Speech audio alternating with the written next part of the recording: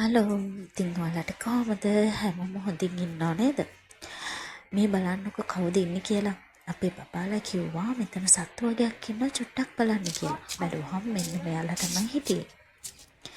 අර මං කලින් වීඩියෝ එකේදී ඔයාලට කිව්වා නේද විශේෂ තැනකට යනවා කාට හරි වැදගත් දෙයක් ඕනේ වුණොත් මේක බලන්න කියලා.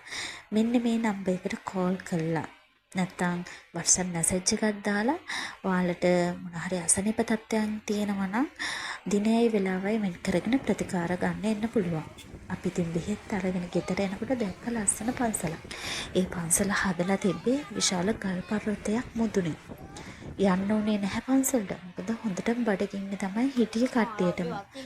අපිට අපොයින්ට්මන්ට් එක තිබ්බේ 12යි කාලට විතර. අපි ගෙදරින් ගියා 11ට විතර. උදේට කාලේ විතරයි ගියේ. ඒ හින්දා ඉතින් හොඳටම බඩගිනි. ගෙදර එනකොට 5ක් පහුවෙලා. ඒ හවස අතු ගන්නකොට දැක්කා මෙන්න මෙයාව. දන්න කෙනෙක් කවුද කියන්නකෝ මෙයා. බෙහෙත් අරගෙන ආපු දවසේ හවස කට්ටිය කතා වුණා කුඹුරු යමු කියලා ලියදි බඳින්න. ඉතින් අපිත් ආවා. බලන්න කොච්චර ලස්සන පරිසරයක්ද කියලා. කොරවක්කන්ගේ සද්දේ. හරි ලස්සනයි. ඇත්තටම පරිසරය හරිම ලස්සනයි.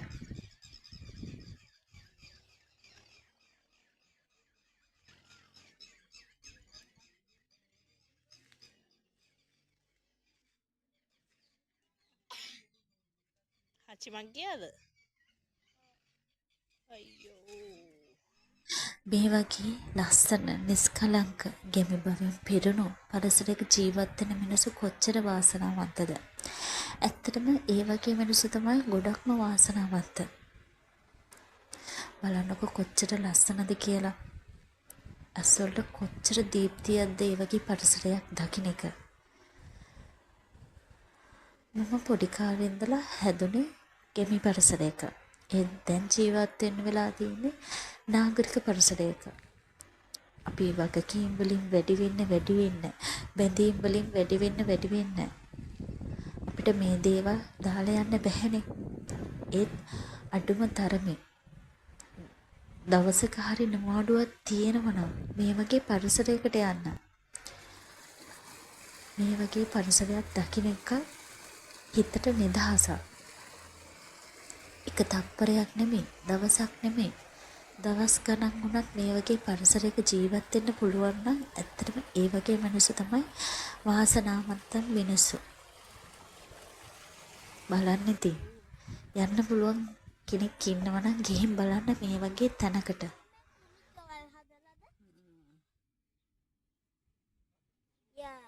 මේ කුඹුරු යායම අක්කලාගේ තමයි. මේ පැත්තේ කුඹුරු යායත් එයාලගේ, අනිත් පැත්තේ කුඹුරු යායත් එයාලගේ. මෙන්න මේ ටික. හොඳයි නේද? මටත් දෙනවකෝ කෑලි දෙක තුනක්. බොරු එයාලගේ නෙමේ හොඳේ.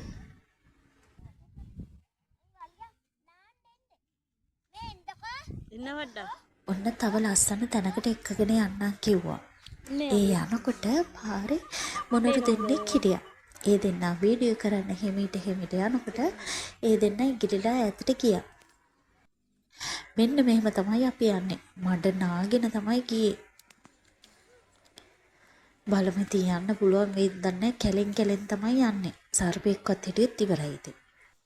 අපි යනවා ගමන. කැලේ යන්න වෙන්නේ. කැලේ යන්න වෙන්නේ. අල්ලගන්න පල්ලෙහාට පත බෑවි.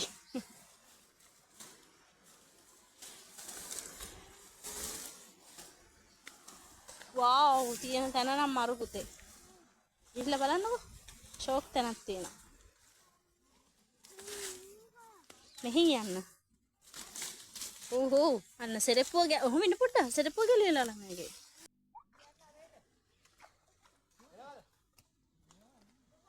අන්න කීප තැන තියෙනවා.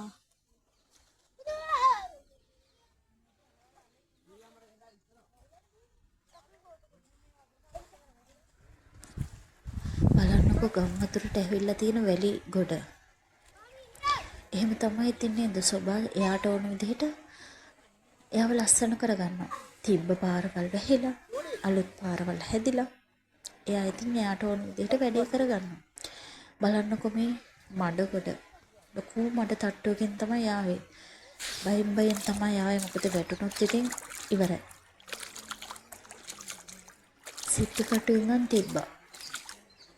යා මැණික් හොයන්න එනවනම් ඔන්න නියම සිප්පි තැනක් කටුත් තියෙනවා. තියෙනවා. ගිහිල්ලා හොයාගන්න පුළුවන්. සිප්පි කටු අම්මෝ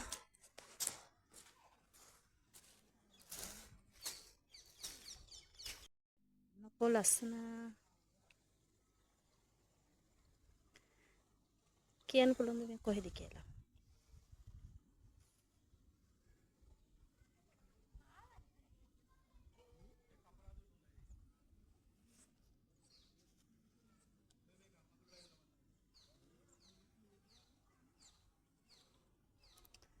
අපි කට්ටිය ඉන්නේ මෙතනින් එහා පැත්තේ.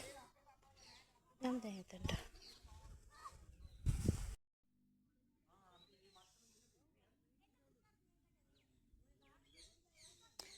මේ ගහ බලන්නකෝ. කොච්චර ගම්වතුරක් ඇවිල්ලා තියෙනවද?